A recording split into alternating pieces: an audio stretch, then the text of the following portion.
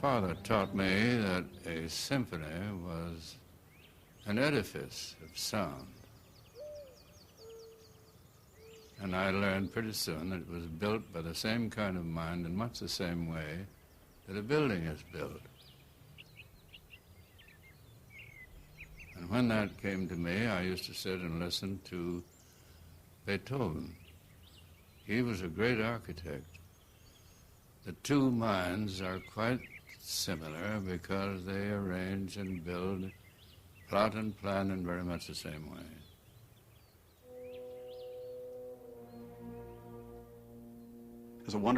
Hay un maravilloso pasaje de Emerson que a mí me parece que describe a Frank Lloyd Wright mejor que ningún otro, en el que dice: cada espíritu construye su propia casa, y en su casa está su mundo, y en su mundo está su cielo. Entonces sabes que el mundo existe para ti porque tú lo has construido. Y esa es la visión del genio romántico, del artista que cambió el mundo reinventándolo, haciéndolo a su propio gusto, siguiendo su intuición personal. Eso es lo que hizo Frank Lloyd Wright.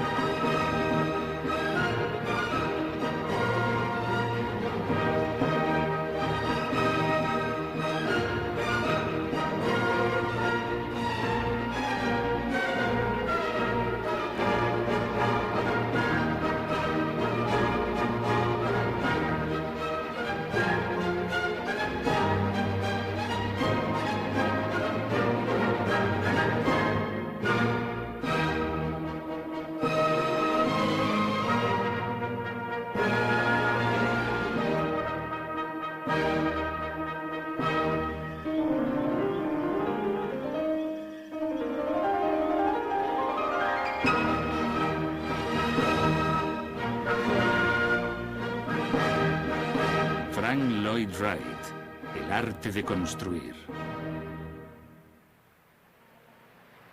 Architecture is going to be our contribution to the great civilization of the future. I'd like to have architecture that belonged where you see it standing, and was a grace to the landscape instead of a disgrace, where everybody would have room, peace, comfort, and every establishment would be appropriate to every man. Frank Lloyd Wright fue el arquitecto más grande de Estados Unidos. Durante más de 70 años, enseñó a sus compatriotas nuevas formas de construir sus casas y a ver el mundo que les rodeaba. Él creó algunos de los monumentos y los espacios más emblemáticos de Estados Unidos. Él lo diseñó todo: bancos y edificios, complejos e iglesias, una estación de servicio y una sinagoga, un jardín público y un museo de arte. Intentas encontrar la genialidad de un hombre como este y te das cuenta de que es un genio en cuanto hablas con él. Y es más que un genio, porque además conoce su trabajo. Es una de esas cosas difíciles de explicar con palabras. Quizás la mejor forma de expresarlo es decir que su trabajo o su personalidad te conmueven. En este caso, ambas. Yo le odiaba, no lo niego. Pero ante un gran hombre como él, es normal. Es una combinación de aborrecimiento, de envidia, de admiración y de malentendidos. Ante su genialidad sentías todo eso. Wright fue famoso, luego ridiculizado y olvidado, y otra vez famoso, como nunca lo ha sido ningún otro arquitecto estadounidense. Puedes mirarle y quedar asombrado por las dimensiones de su personalidad y sus logros, porque estamos ante algo muy difícil de ver en la vida real, porque es un genio. Por otro lado, cuando ves cómo era como ser humano, con sus emociones íntimas, le contemplas desde otro punto de vista y es simplemente un ser humano. Frank Lloyd Wright rompió todos los esquemas con su arte y su forma de vivir. Fue controvertido, notorio, totalmente impredecible. Hacía gala de su genialidad con una arrogancia y rimbombancia que violentaba a sus enemigos y desconcertaba a sus amigos. Arriesgó su carrera con una serie de asuntos escandalosos y sufrió una terrible tragedia personal. Pero a pesar de todo, nunca dejó de soñar nuevas maneras de construir. Como recuerda uno de sus dibujantes, vivía al 200%. Tenía que estar en el escenario, pero no solo en el escenario, sino en el centro del escenario. E incluso cuando en otros países le describían como el arquitecto vivo más importante de Estados Unidos, decía, ¿cómo que de Estados Unidos? ¿Cómo que vivo? Y dijo, yo soy el mejor arquitecto que ha habido jamás. Olvidaos de Estados Unidos, olvidaos de los vivos. Él sabía, creo que sabía o pretendía saber, cuál iba a ser su lugar en el mundo. Era muy activo. Él mismo supervisaba los trabajos, exageraba la historia de su vida, inventando toda clase de detalles. Pero era un artista genial y podía permitirse esas cosas. Transformó nuestra naturaleza, nuestro sentido de lo que es la arquitectura y lo que puede ser. Tenía una extraordinaria capacidad y profundidad que se reflejaba en todo lo que venía de él. Sí, arreglaba algunos detalles de su autobiografía, pero porque estaba desesperado por la publicidad negativa que se le hizo en algunos momentos de su melodramática vida. Pero aún así, seguía siendo un genio. And now to our story. Admirers of Frank Lloyd Wright hail him as a man 100 years ahead of his time. Now 88 years old, he's still designing homes and buildings which are revolutionary, including plans for a mile-high skyscraper for which he's had no buyers yet. I understand that last week, in all seriousness, you said, if I had another 15 years to work, I could rebuild this entire country. I could change the nation. I did say that, and it's true. Having had now the experience going with the building of 769 buildings, it's quite easy for me to shake them out of my sleeve, and it's amazing what I could do for this country. I've been accused of saying I was the greatest architect in the world, and if I had said so, I don't think it would be very arrogant.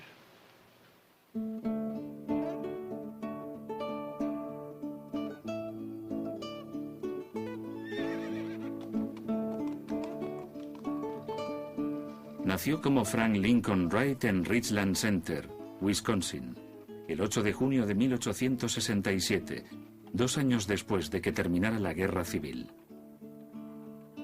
Su madre Anna le dijo, tu nacimiento fue profético. Ella creía que su hijo estaba predestinado a ser un gran hombre, un maestro constructor, y también le enseñó a creerlo. Su madre le formó. Cuando quedó embarazada, decidió que sería un chico y quería que fuera arquitecto. Por eso, durante el embarazo, tenía fotos de grandes catedrales en su habitación, según contaba Wright.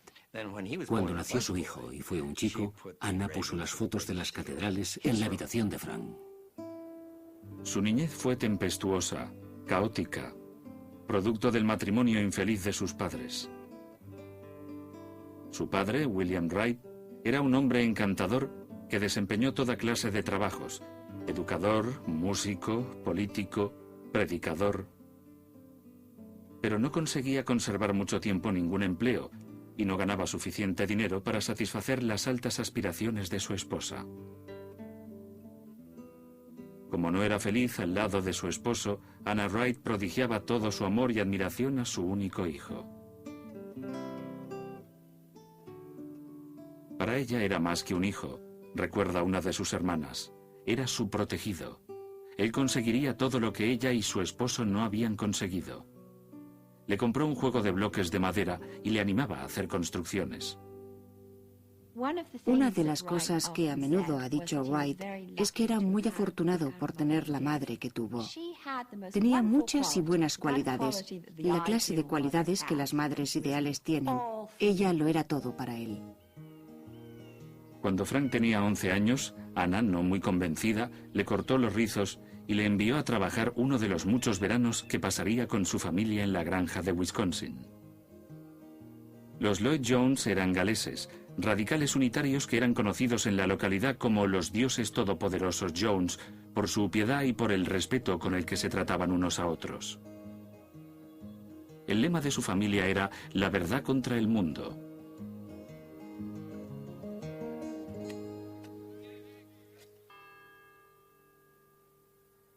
El padre de Frank llevaba a su familia de ciudad en ciudad, de estado en estado, en busca de trabajo, hasta que finalmente se instalaron en Madison, Wisconsin. Pero la relación de sus padres iba de mal en peor. En 1884, Anna le dijo a su esposo que no quería tenerlo más en su lecho. William Wright solicitó el divorcio y dejó a su familia. Frank se quedó con su madre. Cambió su apellido por el de Lloyd en honor a su familia materna y se negó a volver a ver a su padre.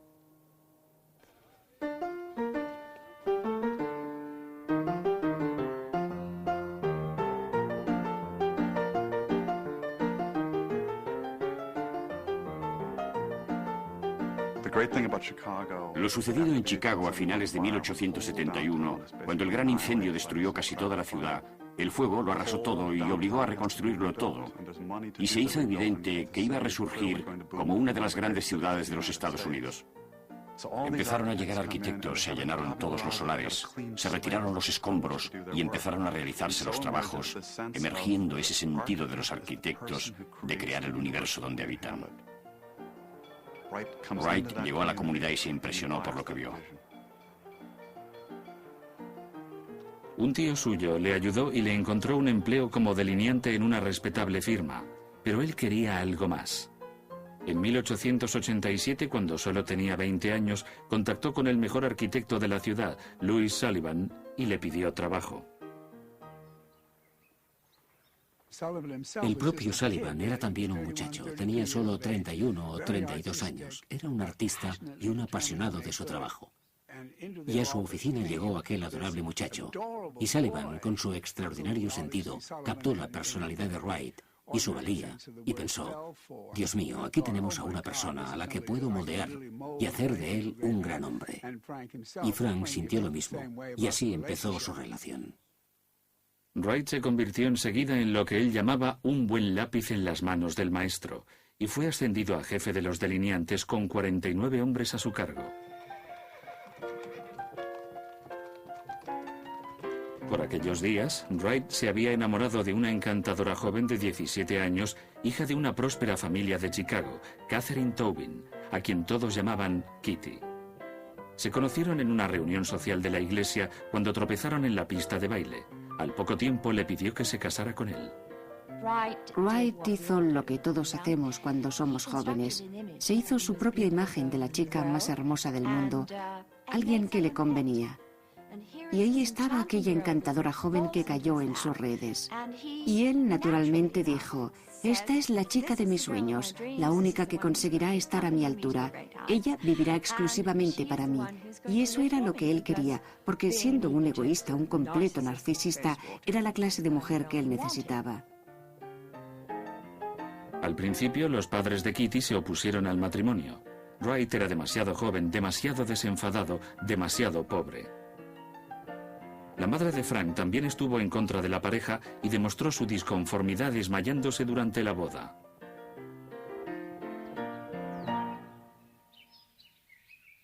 Para asegurarse de que él y su novia empezaran su vida matrimonial en medio del lujo que deseaban, Frank habló con su jefe para que le contratara por 5 años y convenció personalmente a Sullivan para que le prestara el dinero que necesitaba para construir una casa en el moderno y conservador suburbio de Chicago, Oak Park.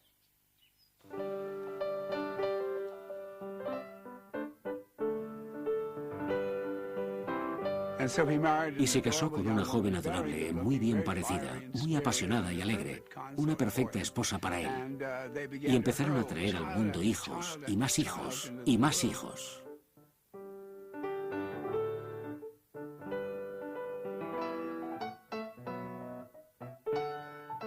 Llegaron a tener 6 hijos, 4 chicos y 2 chicas.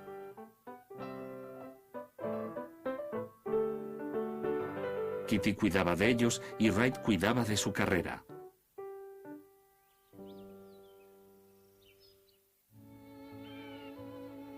A los Wright les gustaba relacionarse. Celebraban fiestas en cualquier sitio y en cualquier ocasión. Su hijo mayor recuerda, y siempre había ocasiones. Él tenía, sobre todo, una figura romántica. La atmósfera de una habitación cambiaba totalmente cuando entraba. La capa, el bastón, todos los adornos de un soberbio actor del siglo XIX. Y era comprensible que las mujeres se enamoraran de él con solo verle. Él era mucho más interesante que sus maridos, abogados, dentistas y otros hombres vulgares. Desde el principio, Wright vivía más allá de sus posibilidades. Coleccionaba libros antiguos y grabados japoneses. Acostumbraba a decir, hemos de vivir con lujo, lo imprescindible siempre se consigue. Cuando no resistió más, traicionó la confianza de Louis Sullivan.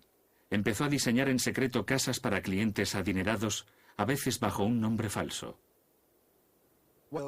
Bien, siempre se metía en toda clase de problemas y decía cosas que estaban muy lejos de ser ciertas, una y otra vez.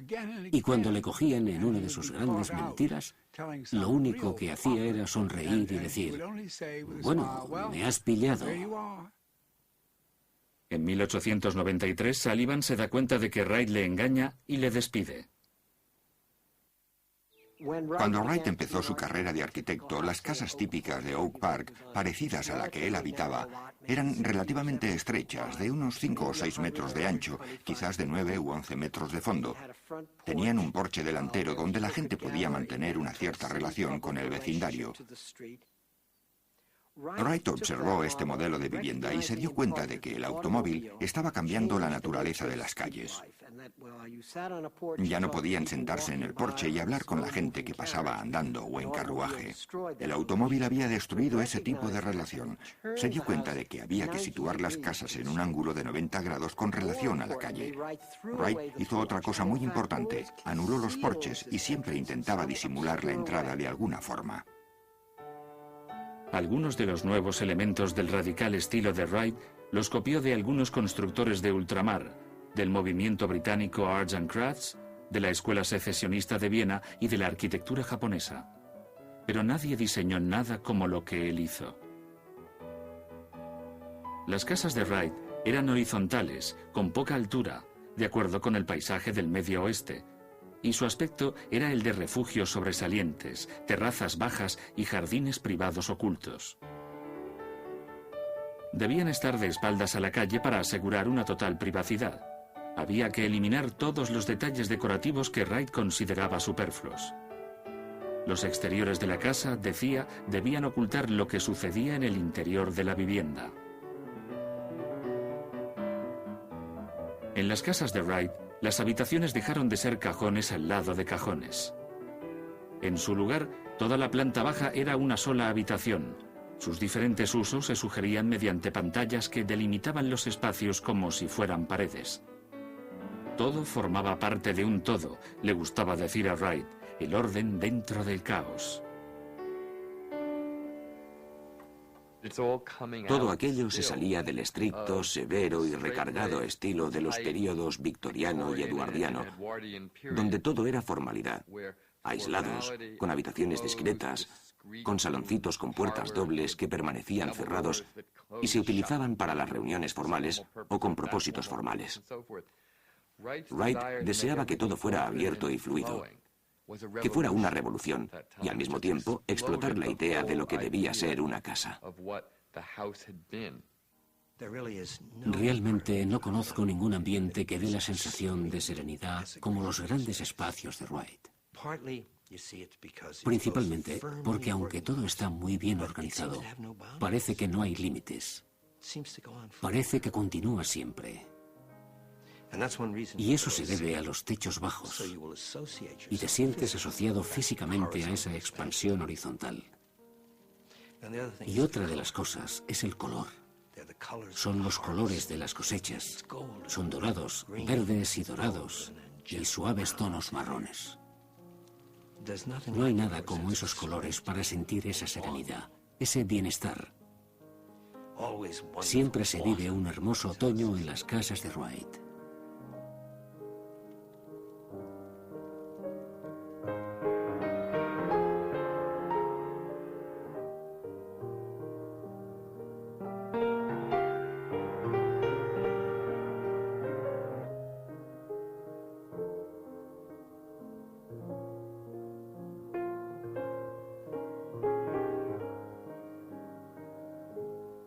Wright consideraba la arquitectura como una forma de expresión artística, formas artísticas a las que se subordinaban todas las formas de arte, porque contenían todas las artes visuales, plásticas, esculturas. Lo que él hizo fue reunir todos esos elementos, controlarlos todos, subordinarlos bajo su visión de cómo crear una perfecta expresión de belleza. Y creía que quienes vivieran dentro de aquel hermoso espacio podían ser transformados gracias a su entorno. Haría que la gente que viviera en aquel espacio fuera diferente.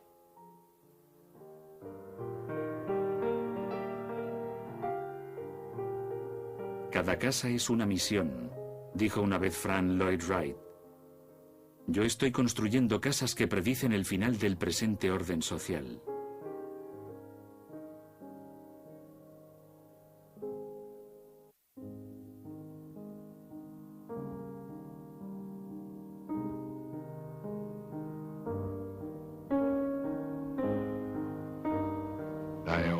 Siempre recuerdo que mi padre me contaba que mi abuelo trabajaba por la noche hasta muy tarde. Él le oía tocar el piano, serían las 12 o la 1 de la noche cuando volvía de la oficina. Yo creo que mi padre recordaba su pasado porque sentía una gran nostalgia de aquellos tiempos. Creo que hubiera querido tener una mejor relación con su padre. A veces me pregunto si realmente fue feliz. En 1909, parecía que Frank Lloyd Wright había conseguido todo lo que un ambicioso arquitecto puede desear. Una exitosa carrera, un hogar confortable, una amante esposa y una familia. Pero las apariencias engañan. Tenía una buena reputación, pero no tenía más proyectos de grandes trabajos, y sintió que ya había hecho todo lo que podía con el estilo Prairie. Estaba desilusionado por mi trabajo, recuerda Wright, y hasta perdí mi interés por él. No veía ninguna salida. ¿Cuántas casas de 3 dormitorios puedes hacer? ¿De qué diferentes maneras puedes hacerlas? Pero lo más importante, ¿cuántas veces puedes reunirte con la señora Jones o la señora Smith y hablar de sus armarios sin empezar a aburrirte? También tenía problemas en su casa. Kitty y él vivían casi separados.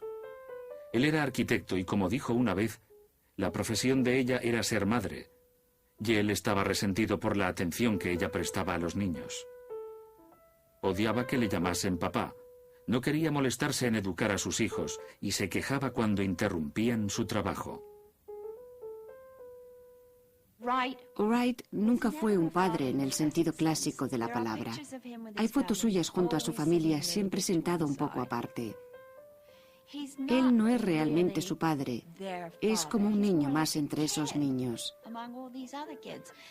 Y en cierto modo compite con ellos por el amor de la madre. Pero yo creo que Wright nunca fue un auténtico padre.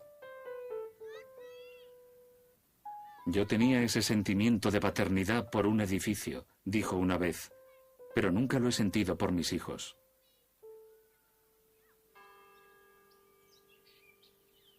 Unas cuantas casas más allá, en una preciosa casa que había diseñado para ellos, vivían Edwin Cheney y su esposa, Mamie Warwick Cheney. Ambos eran buenos amigos de los Wright. Pero la relación de Wright con Mei Ma empezó a ser diferente. Ella era alegre, intelectual, artista e insatisfecha con el papel tradicional de esposa y madre. Ella era escritora. Era una de las primeras feministas. No era una ama de casa corriente, ocupada exclusivamente de su familia. Su relación empezó con largos paseos en el coche de color amarillo de Wright. Pronto fueron la comidilla de Oak Park. Wright no disimulaba. Estaba cautivado por su nuevo amor.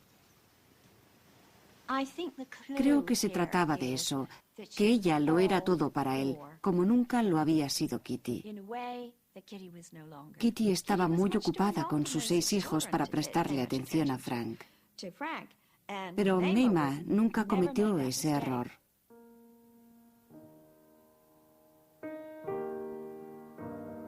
Finalmente, Kitty descubrió lo que estaba ocurriendo, pero decidió ignorar la infidelidad de su esposo, esperando que no durara mucho, que fuera una pasión pasajera. Pero no fue así. El verano de 1908, Wright le pidió el divorcio a Kitty. Ella se lo negó. Un año más tarde, se lo volvió a pedir. Ella dijo no otra vez.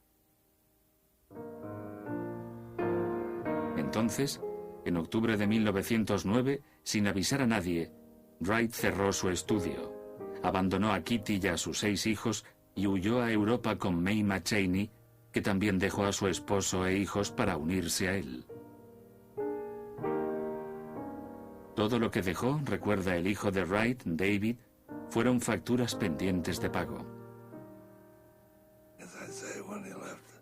Cuando los abandonó, dejó a mi madre con una cuenta de más de 900 euros, que era bastante en aquella época. La carnicería y la tienda de comestibles de la avenida Chicago fueron muy buenos con nosotros. Frank nunca perdonó a su padre por haber abandonado a su familia. Ahora, con 42 años, después de casi 20 años de matrimonio, él había hecho exactamente lo mismo. Fue una época de grandes tensiones, especialmente cuando mi abuelo se marchó y dejó a su familia. Creo que incluso hubo agresión física, y mi padre atacó a mi abuelo cuando salía. Y eso produjo una gran tensión.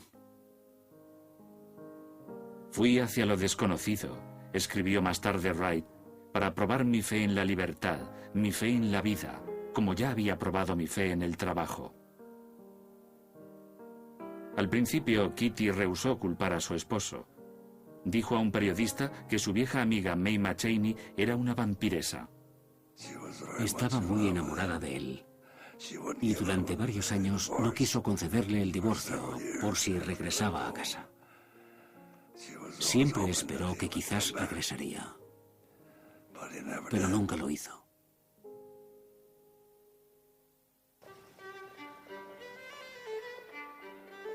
La pareja viajó a Berlín, donde él preparó un portafolios con sus trabajos para publicarlos, y luego a Italia, donde se dedicó a estudiar historia del arte y arquitectura. Estuvieron un año en el extranjero. Wright lo llamó un exilio voluntario.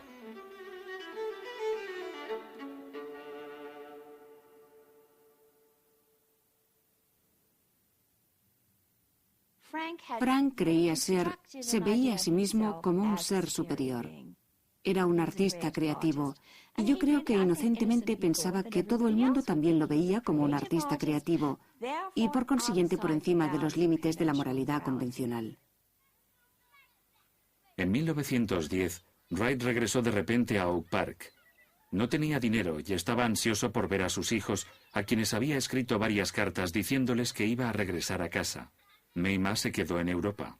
Kitty esperaba desesperadamente la reconciliación, pero Wright vivía apartado de su esposa y con dinero prestado había empezado a construir otra casa en una colina de Spring Green, Wisconsin. La llamó Taliesin, como el famoso bardo galés. Le dijo a todo el mundo que la casa era para su madre, pero en realidad era para vivir con Mayma una vez obtuviese el divorcio. Por supuesto, no pudo quedarse mucho tiempo en Oak Park. Y también le resultaba difícil vivir en Chicago. Tuvo que mudarse lejos de allí, tuvo que buscarse un refugio y se marchó al valle de sus antepasados, los Lloyd Jones, y por fin, en aquella colina, pudo construir su maravillosa Taliesin. El proyecto de Wright para la construcción de Taliesin estaba en parte inspirado en las villas que él y Mayma habían visitado en Italia, pero el diseño era totalmente suyo. Tenía relación con la tierra. Las paredes exteriores y las chimeneas fueron construidas de piedra caliza extraída de una cantera cercana. Las paredes interiores estaban enlucidas con arena de las orillas del río Wisconsin. El tejado, cubierto de madera de cedro, era del color de los troncos a la hora del crepúsculo. «Yo quiero formar parte de mi amado Wisconsin», escribió. «Mi casa está hecha con piedras y árboles de la región, forma parte de la colina en la que está construida». Para él era un lugar de retiro. Era su santuario. Era un punto de encuentro del espíritu, del alma, de la naturaleza, donde se reunían con el ser humano. Para él, era como vivir en un lugar sagrado. Como arquitecto, Frank Lloyd Wright quería hacer de su propia casa un resumen de todo lo que sentía emocionalmente, espiritualmente, técnicamente. Y por eso construyó esa gran, laberíntica, hermosa y enorme casa solariega que iba a mostrar a todo el mundo. Pero casi la pierde. Los bancos iban a embargarla por las hipotecas impagadas, pero no lo permitió. Se afanó en buscar un nuevo método de convencer a todos y conseguir salir de esos malos momentos. Era maravillosa la forma como manipuló a todo el mundo para defender su casa. Pero la casa era y sigue siendo una maravilla.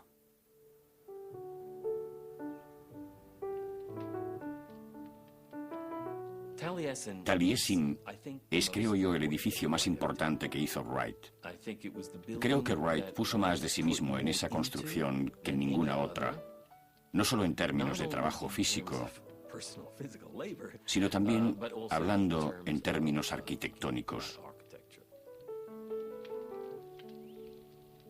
Para Wright, Taliesin fue la perfecta construcción, lo que él llamaba arquitectura orgánica.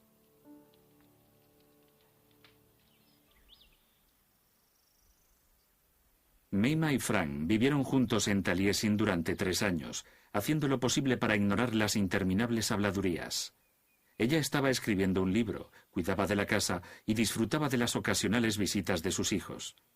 Él intentó reconciliarse con sus hijos y luchó por reconstruir su reputación, casi destrozada por el escándalo. Wright consiguió realizar las obras del Midway Garden en el lado sur de Chicago, un gran barrio que iba a ser transformado en un jardín de recreo al estilo europeo. Con la ayuda de su hijo John, Wright se lanzó a la construcción, regresando a Taliesin cada fin de semana para estar con su mujer.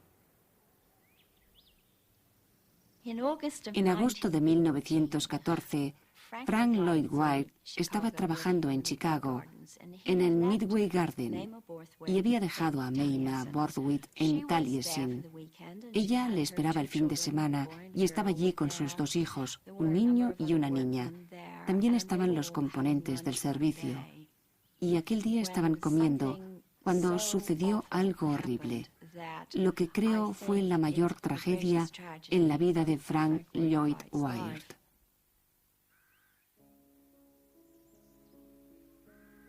Wright había contratado a un hombre de las Indias Occidentales llamado Julian Carlton como mayordomo y camarero en Taliesin. La mujer de Carlton era la cocinera. Pero algo fue mal, nadie ha sabido nunca qué fue, y Mayma les dijo que se marcharan. La última comida que les sirvió fue el almuerzo del sábado. Julian Carlton, vestido con su chaqueta blanca, les sirvió el almuerzo como de costumbre y luego pidió permiso para limpiar unas alfombras con gasolina y se le dio permiso. Salió de la casa y en vez de echar la gasolina en las alfombras, la echó alrededor de toda la casa y cerró las ventanas y las puertas. Cuando Mayma y los demás estaban comiendo, Carlton cerró silenciosamente las ventanas y cerró las puertas excepto una de ellas. Entonces prendió fuego a la gasolina. En unos segundos la casa fue pasto de las llamas. Cuando intentaron huir, Carlton los golpeó con un hacha hasta matarlos. Como pueden imaginar, todo eso sucedió en una fracción de segundo. Mató a Mayma Bordwich rompiéndole el cráneo. También hizo lo mismo con su hijo e hirió a su hija. Reinaba un gran desorden, la gente gritaba, intentaba saltar por las ventanas. Algunos estaban en el piso y otros en la planta baja. Un hombre saltó fuera, se rompió un brazo, estaba en llamas y rodaba por el suelo. Asesinó a varias personas.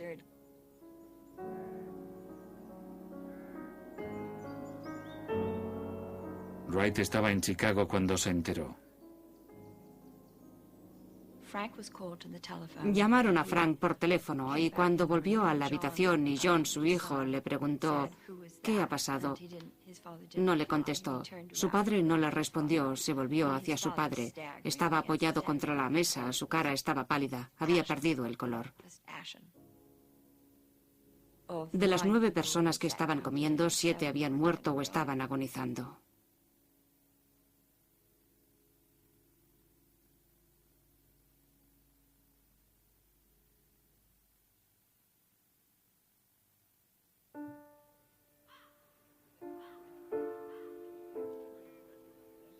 Sumido en su dolor, se negó a dejar que los sepultureros tocaran el cuerpo de la mujer que tanto había amado. Encargó a sus carpinteros que hicieran una simple caja de madera para ella. Tampoco tuvo un funeral formal. El ataúd fue colocado sobre un carro de la granja, cubierto de flores y tirado por caballos. El hijo mayor de Wright y 2 de sus primos le ayudaron a sepultarla en el pequeño cementerio detrás de la capilla de la familia de su madre. Yo quería cavar la fosa, recuerda Wright. No hay ningún monumento señalando el lugar donde fue sepultada Mayma. ¿Para qué marcar el lugar en donde empieza y termina la desolación? Yo supongo que cuando has perdido a alguien como Frank perdió a Mayma Bordwich, siempre pensará cómo hubiera sido si viviera.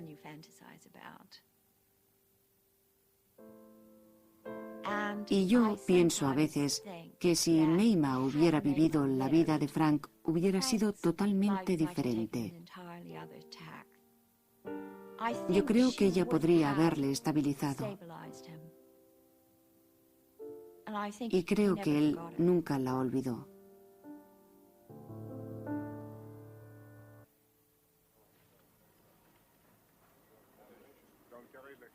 Descargaba mi angustia manteniéndome ocupado, escribió más tarde Frank Lloyd Wright. Buscaba consuelo de la única forma que sabía, concentrándose en su trabajo. Terminó Midway Gardens y empezó a reconstruir un nuevo Taliesin de las cenizas del anterior, animado por un nuevo encargo. En su naturaleza no entraba a sufrir durante mucho tiempo, fuera cual fuera la causa, y volvió a resurgir. Le gustaba estar en la cumbre, y la tragedia sufrida le permitía volver a estarlo. Regresó y entonces empezó a vivir de nuevo. En 1916, Wright viajó a Japón para empezar a trabajar en un proyecto que minimizaba cualquier otro de los que había realizado antes. El emperador de Japón había decretado que debía construirse en Tokio un hotel monumental, al estilo occidental, para atraer a los inversores extranjeros. A Wright siempre le habían gustado el arte y la cultura japonesas, y luchó por conseguir el encargo. Tenía que pasar la mayoría de los próximos 6 años en Tokio para supervisar los diseños y la construcción. Yo creo que el Hotel Imperial era algo que en realidad no le apetecía hacer a Wright. Primero, porque nunca había tenido un encargo internacional de tal envergadura y porque jamás había construido un edificio de aquel tamaño. El enorme hotel debería tener 285 habitaciones, y su coste ascendería a más de 4 millones de euros. Wright lo diseñó todo, incluso la vajilla y la papelería del hotel. Nosotros vemos a Wright como un triunfante creador de brillantes y estéticos objetos, como realmente era. Pero también era un gran ingeniero. Hizo cosas fenomenales y muy interesantes en materia de ingeniería. Y además, nunca olvidó que la arquitectura es tanto construcción como arte.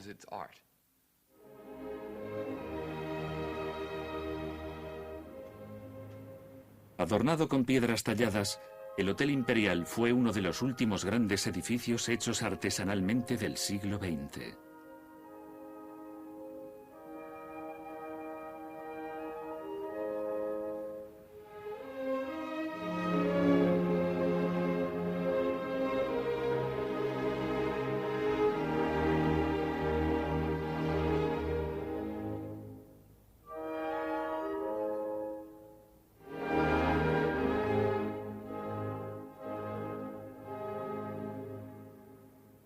Cuando el Hotel Imperial estuvo totalmente terminado, los clientes japoneses de Wright estaban muy satisfechos. Al poco tiempo, un gran terremoto asoló Tokio. Wright, que había regresado a Estados Unidos, esperaba ansioso noticias de lo ocurrido a su hotel.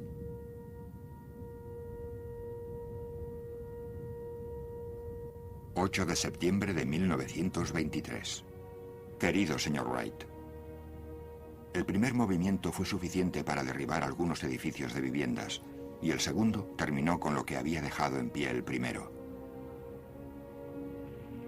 Todas las casas ardían y aquellas personas que sobrevivieron al desastre y buscaban lugares en los que ponerse a salvo en el exterior murieron a causa del humo y el aire abrasador.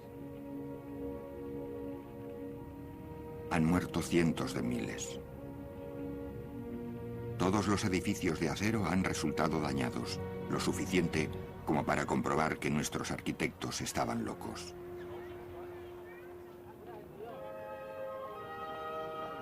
Es glorioso ver al Imperial de pie en medio de las cenizas de toda la ciudad.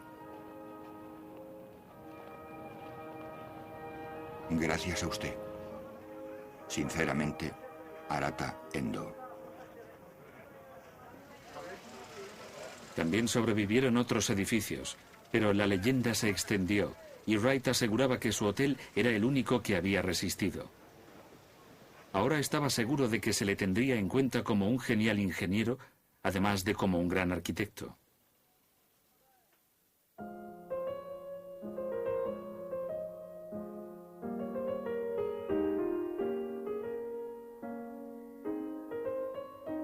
Mi querido señor, horrorizada por la magnitud de su dolor y porque mi propia alma ha sido golpeada por el luto, sé lo desoladores que son los aniversarios.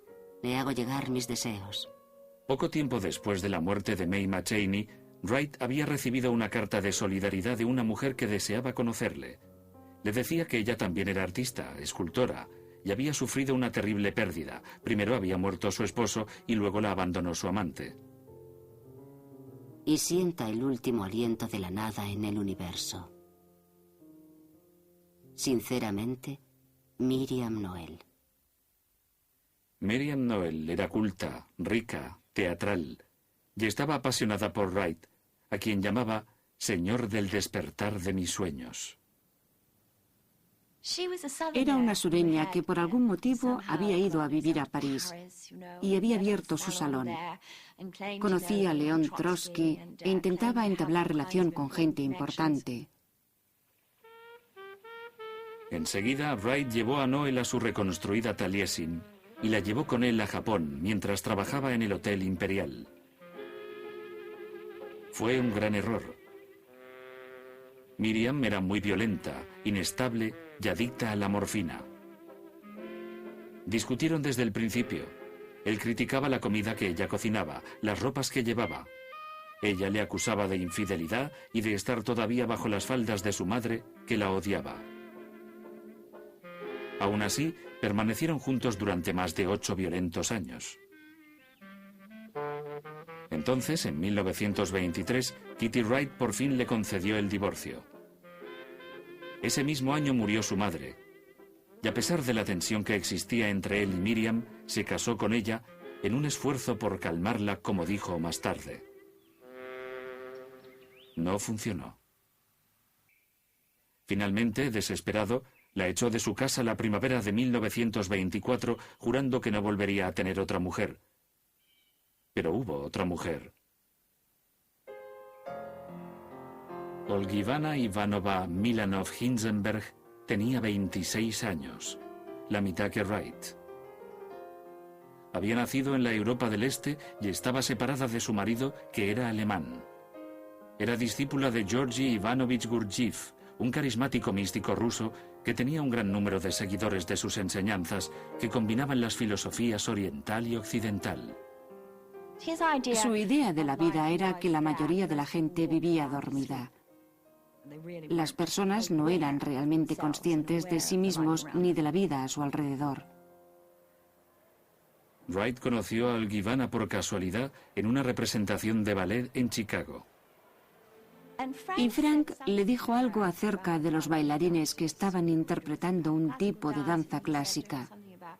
Le dijo algo como: la mayoría de esa gente que está bailando parece que están dormidos. Ella le miró y pensó: Dios mío, he aquí alguien que realmente ve la realidad de esta vida. Olgivana se mudó a Taliesin.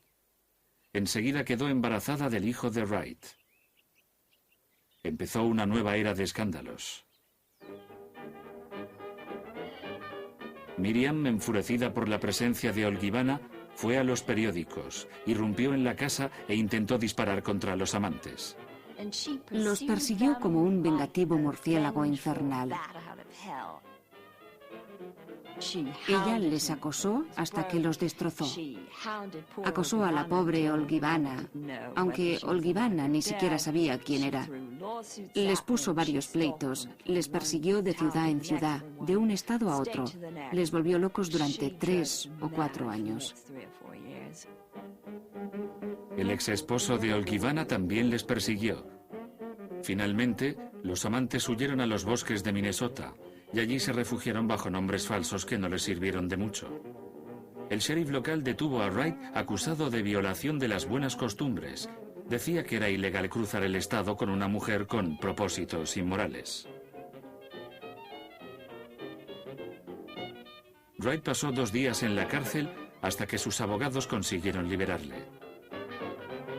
Dijo a la prensa que era inocente. El único pecado que confesó fue el pecado mortal de tener ideas en una democracia. Incluso los miembros de su familia se pusieron en su contra. Frank Lloyd Wright era un pariente molesto.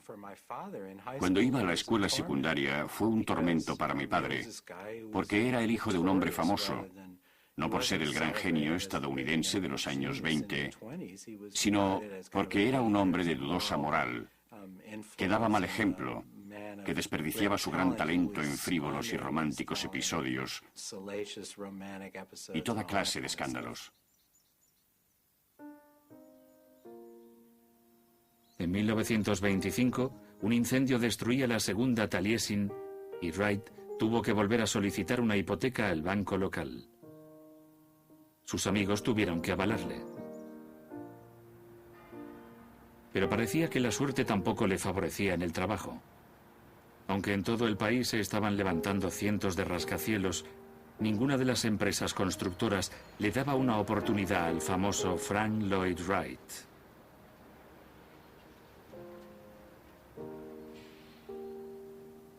Intentó vender un proyecto para una gran urbanización en las montañas de Sierra Madre.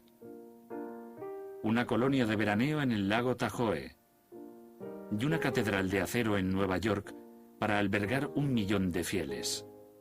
Pero ninguno de ellos se llegó a construir. Aunque en todo el país había una gran actividad, Wright no conseguía ningún encargo. Durante el resurgir de los años 20, su carrera había tocado fondo. Con 50 años, aunque se publicaban artículos que hablaban de su interesante arquitectura, nadie le llamaba, estaba acabado. Hacía años que no conseguía construir un edificio que llamase la atención. En agosto de 1927, Miriam cedió y le concedió el divorcio. Pero Wright estaba sin dinero. Amigos y antiguos clientes se pusieron de acuerdo para pagar su pensión.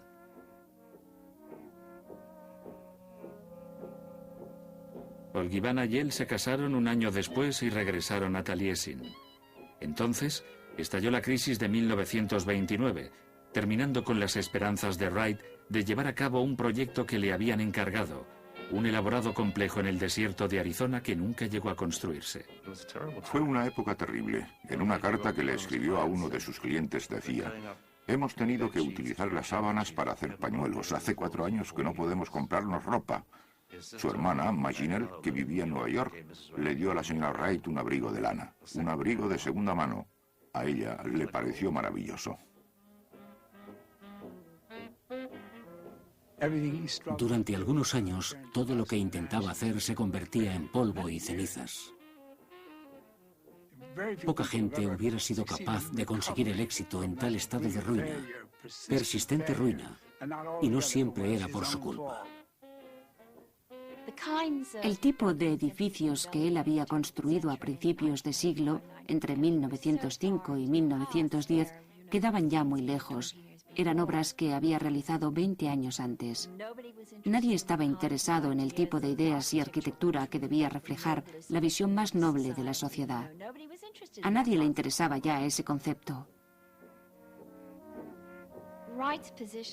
La situación de Wright durante los años 60 fue probablemente la más desesperante de su vida. La carrera de Frank Lloyd Wright estaba en ruinas. Era una víctima del cambio de los tiempos y las modas, de sus escándalos personales y de los excesos de su propio ego. Sus críticos le calificaban de anticuado, de estar pasado de moda, pero le estaban subestimando. En los años venideros, eclipsó cualquier cosa que se hubiera hecho antes.